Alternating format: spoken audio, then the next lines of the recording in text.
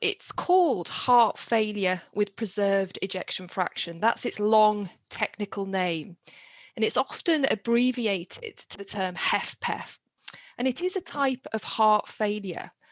So clinicians believe there are two types of heart failure. One in which the heart fails to pump or contract sufficiently well. And the second type of heart failure, which is what I want to talk about today, where the heart is unable to relax as well, and the heart is often viewed as being stiff.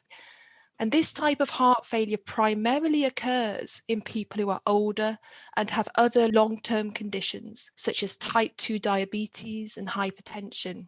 And in this one where the heart can't relax properly, this HFpEF that you're looking at, what actually happens to people? In both types of heart failure, the symptoms are the same: swelling of the ankles, legs, or tummy, extreme tiredness, and breathlessness. But the actual physiological problem with the heart is different. Why are we talking about this one then? What's the big deal?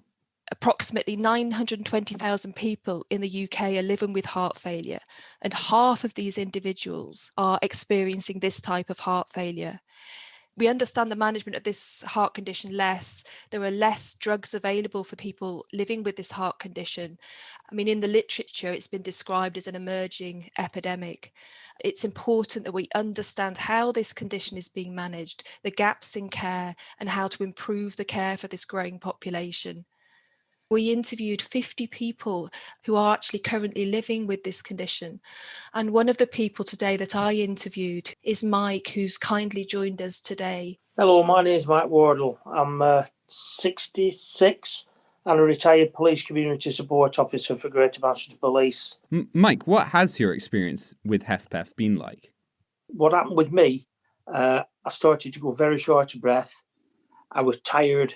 It was interfering with my private and my professional life.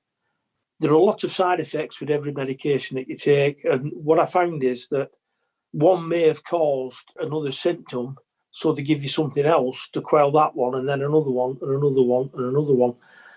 They just stab it in the dark. And it's only when people really specialise in this side of things that they actually pick up on it. I've been a swimmer all my life, lifeguarding, life-saving, competitive swimming, everything. I can't swim because I get out of breath. My heart rate goes through the roof. I'm struggling. I look a fool and I feel a fool. And I think that's more important than anything, because you end up in a situation that you feel like a second-class citizen. So how long between first seeing a doctor about these heart complaints and hearing I've got HFpEF? I'd say about 18 months. 18 months. And what happened in those 18 months? Well, to be quite honest, not a lot. Every person has their own different view, and it's like anything else. If you see 6 people, you'll get 6 different views. But when we're talking about a human being, them 6 different views, they matter a lot. You feel like you're treading water to try and improve things. And no matter what you do, I personally feel that it's all been my fault. Emma, you're talking to Mike, you're talking to many others. You're hearing stories like this. What do you take away? People lack a shared understanding of this condition, and it causes problems and concern and frustration for patients. Clinicians are concerned because they don't know how to talk about this condition or what to tell patients. We found that the delay in diagnosis was very problematic for many patients, and a lot of patients didn't know they had this type of heart condition. And I think there is a concern, because there isn't a pharmacological treatment for this heart condition, that people are reticent about raising this.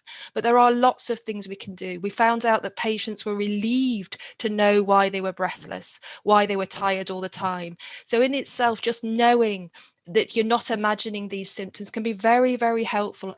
Another thing that Mike raised was the inequity in services.